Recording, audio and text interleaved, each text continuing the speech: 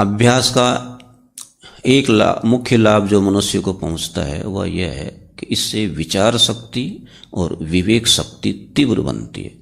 जिन मनुष्यों में ये दोनों शक्तियां प्रबल होती है, यथार्थ ज्ञान उनके ही भाग में आता है और यही अनुभवी ज्ञान शांति देता है।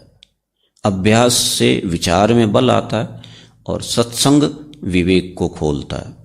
इसलिए जिज्ञासु के लिए ये दोनों ही मुख्य वस्तु हैं।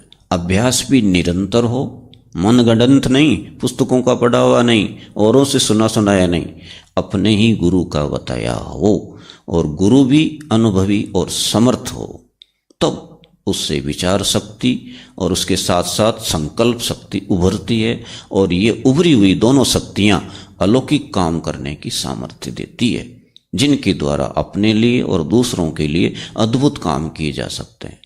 ऐसे अभ्यास और सत्संग से विवेक आता है। ये विवेक की शक्ति ज्ञान देती हुई मोक्ष धाम में पहुंचाती है। तो जीवन का ध्येय दुखों का अंत करना और शांति के अमर स्रोत का जलपान करना है। दर्शन और उपनिषद की रचना भी इसी कारण हुई थी। जिस तरह व्यायाम करने से शरीर के पुट्ठे मजबूत बनते हैं, उनमें सुडौलता आती है, इसी तरह ये दिमागी वर्जिश हमारे विचारों को, हमारे विवेक को सुडौलपना और मजबूती देती है। तो ये वर्जिश दो तरह की होती है, एक विचारना और दूसरा विचार रहित हो जाना। ये दोनों काम थोड़ी थोड़ी देर को अपने अपने समय पर करते होते हैं। इसका लाभ साधक को ये मिलता है कि उससे उसके हृदय, मस्तिष्क और सूक्ष्म शरीर में विकास आता है और वो बढ़ने लगता है। जो लोग पढ़ने लिखने वाले हैं, जो विचारवान हैं, उनका दिमाग किसान और मजदूरों के दिमाग से बड़ा होता है। इसी के साथ साथ जो विवेकी पुरुष होते हैं, उनका मस्तिष्क साधारण पढ़े लिखों से भी बड़ा पाया जाता है। ऐसा पोस्टमार्टम के समय देखा जाता है। तो इससे साबित होता है कि दिमागी काम करने वाले अपने दिमाग में विकास लाने के कारण वह स्वयं ही है। दिमागी वर्जिश से दिमाग के पर्दे बढ़ते हैं, फैलते हैं और उनमें जीवन शक्ति अधिक प्रवेश हो जाती है और उससे दिमागी ताकत बढ़ती है और इसी से उन्हें विवेक और ज्ञान मिलता है। जो लोग अपनी दिमागी ताकत को बढ़ाना चाहे, अपने दिमाग को बड़ा करना चाहें, उन्हें विचारशील और विचार रहित ये दो साधन करने होंगे। विचारशील होना, हम जो कुछ पढ़ते हैं, जो कुछ सुनते हैं, उनको यूं ही न छोड़ देना चाहिए, बल्कि कुछ देर एकांत में बैठ के पलंग पर लेटकर उस पर सोचना, विचारना चाहिए, उसकी तह में घुसने की कोशिश करनी चाहिए। ऐसा मनन विचार शक्ति को और विवेक शक्ति को तीव्र बनाने में सहायक होता है। मनन करते समय विषय में गहरा घुसना चाहिए, इतना गहरा कि इस विषय के अतिरिक्त और कोई दूसरा ख्याल न रहे, स्वयं अपना ज्ञान भी लोप हो जाए। उथला विचार कोई काम नहीं देता। इसके लिए तन्मय होना पड़ता है, विषय से तद्रूपता कर लेनी होती है। उस समय तत्व का निज रूप सामने आता है और असलियत का पता देता है, और यही ज्ञान है। 5 मिनट पढ़ो तो 10 मिनट उस पर मनन करो। यदि अधिक जरूरत जान पड़े और भी समय इसको दो, परंतु बिना पूरा समझे हुए आगे को मत चलो।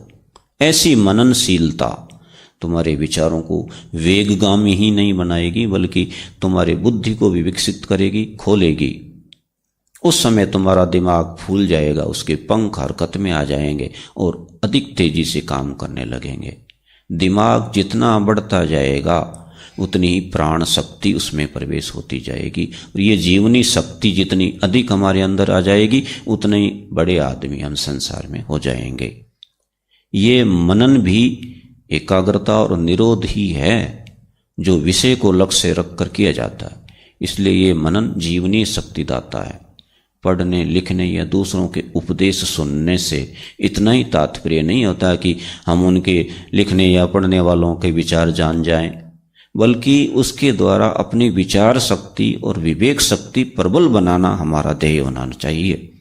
उसका उपाय विषय में तन्मयता के साथ मनन है। किसी प्रकार की एकाग्रता हो, चाहे अभ्यास की क्रिया का हो, चाहे विषय पर विचारने की हो, तो इससे दिमाग में थकावट अवश्य आती है। इसलिए उसे प्रथम 15 मिनट से आरंभ करना ठीक पड़ता है। धीरे धीरे उसे बढ़ा देना चाहिए। जितना कि सहन होता जाए उतना ही समय अधिक देना ठीक पड़ता है। जो लोग इस प्रकार एकाग्रता का अभ्यास रखते हैं उनके दिमाग कुछ महीनों के बाद ही खुलते हैं और एक दिन वह परम बुद्धिमान ही नहीं बल्कि अनंत शक्तियों के मालिक बन जाते हैं। ऐसे लोग ही शांति प्राप्त कर सकते हैं, क्योंकि जीवन की किसी घटना पर, किसी समस्या पर उन्हें अधिक सोचने की आवश्यकता नहीं होती। ऐसा मनुष्य प्रश्न उठते ही उसका उत्तर अपने आप पाता है। उनकी शंकाओं का समाधान उनकी चैतन्य आत्मा ही करती रहती है। उनका अंतःकरण इतना साफ और निर्मल हो जाता है जिसमें बिंब बिल्कुल साफ दिखाई देता है। आगे का भी और पीछे का भी। उसके सोचने विचारने की चिंताओं का घेरा टूट जाता है। वो भूत भविष्य पर कभी विचार नहीं करता बल्कि वर्तमान में मग्न रहता है। जो हो गया देख लिया, आगे जो होगा समय पर देख लिया जाएगा। इस तरह वह दृष्टा मात्र संसार सागर में तैरता रहता है और प्रसन्न और शांत रहता है। स्वप्न में भी चिंता उसके हृदय में नहीं आती। यही शांति का रहस्य है जो विचार के प्रबल बनाने पर मिलता है। तुम्हारे अंदर ज्ञान की अनंत शक्तियां भरी पड़ी हैं, उन्हें उभारते चलो, शांति तुम्हारे हिस्से में आ जाएगी। ये ज्ञान शक्तियां विचार के रोकने से उठती है। इस समय ये सुसुप्त अवस्था में है, स्थूल जड़ बनी हुई है।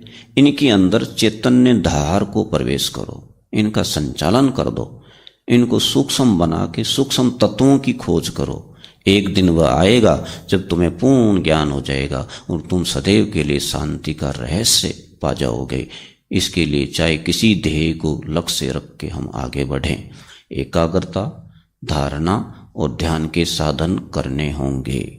अपनी इंद्रियों को विषयों से हटाना होगा और मन के मिथ्या खेल रोक देने होंगे। इसके सिवाय और कोई उपाय इसके लिए नहीं है।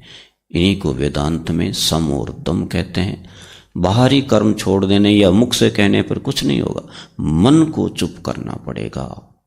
विचार चाहे वह बाहर के हो या अंदर के हो, उन्हें रोकना पड़ेगा और उन्हीं के दमन से आत्म तत्व का साक्षात्कार हो जाएगा, जिसके जान लेने पर पूर्ण ज्ञान और पूर्ण शांति क्रम से मिल जाएगी। फिर और कुछ नहीं जानना रहेगा। सारी इच्छाएं जो तुमको बांधे हुए घुमा रही है समाप्त हो जाएगी और तुम आनंद में गोते लगाने लगोगे। ये आत्मा अथवा ईश्वरीय तत्व की सबकी जड़ है। यहाँ से ही सुख व दुख, हर्ष और शोक इत्यादि के स्रोत फूटे हैं। यहाँ से ही संसार रूपी वृक्ष ने कल्ला फोड़ा है, इतना विस्तार फैलाया है। उस जड़ तक पहुँचने की कोशिश करो। सारे विचारों को त्याग के इस एक काम में जुट जाओ। वहाँ तक पहुँचे बिना चैन न लो। शांति अवश्य ही तुम्हें दर्शन देगी और आलिंगन करेगी।